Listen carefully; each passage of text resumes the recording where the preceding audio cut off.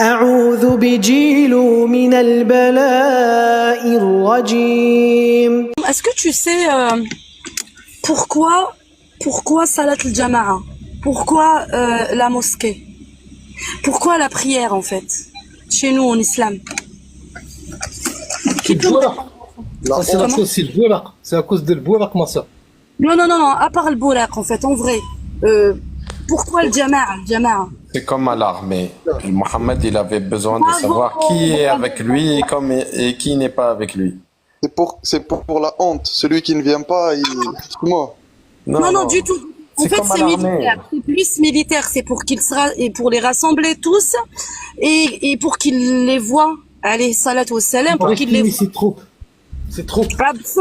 Absolument, c'est ça en fait. Au début, moi je commence, il y a 20 qui vont me suivre.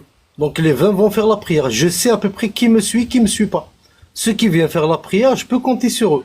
Ceux qui ne viennent pas faire la prière, eh ben, une année après, il y a 40. Donc je peux compter sur 40. 2 ans après, je vais voir les fictifs en fait. Tu comprends, Amine? Oui. C'est exactement pareil pour l'alcool. C'est où t'as pas le droit de boire de l'alcool, c'est à l'armée. Le sergent instructeur, s'il te trouve avec la gueule de bois, bah, il te donne des claques. Ben même, il leur a interdit l'alcool, c'est par rapport aux guerres. Hein. Oui. C'est quand il a commencé ses razawat, il a trouvé qu'ils se saoulaient beaucoup le matin, tu vois, ils étaient pas en forme, donc il leur a interdit. C'est pour ça, c'est pour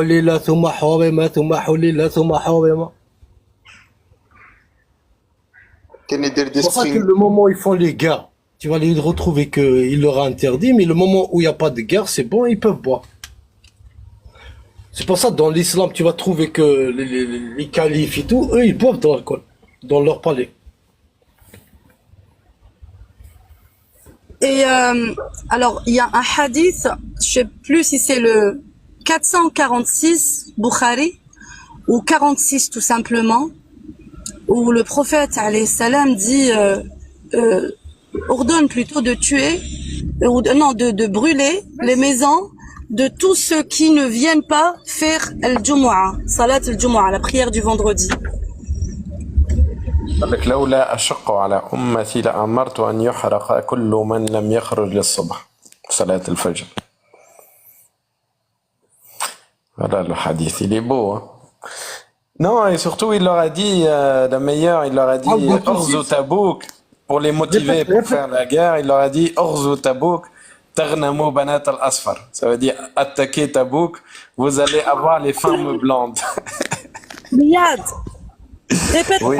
Est-ce que tu peux répéter le hadith, le premier لولا أن أشق على أمتي لأمرت أن أحرق من لم يصلي الفجر من لم يخرج للفجر معنا. Attends, je vais te trouver le hadith. Tu peux le traduire après?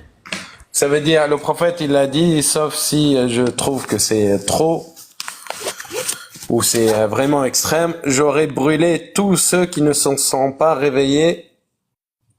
Non, attends. Le hadith, il dit, وَقَدْ هَمَّمْتُ أَنْ أُحَرِّقَ أَنْ أَمُرْكَمْ أَنْ تُحَرِّقُ كُلَّ مَنْ لَمْ يَخْرُجْ لِصَلَاةِ الْفَجْرِ. Ça veut dire, il a failli ordonner à ses compagnons de brûler tous ceux qui ne sont pas allés à la prière du Fajr. Mais je vais vous le trouver, le hadith. حرقنا. Al-Jumu'ah. Non, le Fajr. Il y a un autre qui parle de Jumu'ah aussi. Parce que là, Salat al-Fajr, celle du matin, c'est celle qui montre que tu es convaincu ou tu suis Mohammed ou pas. Parce qu'elle est difficile, tu te réveilles à 3 heures du matin. بسم جيل الرحمن الرحيم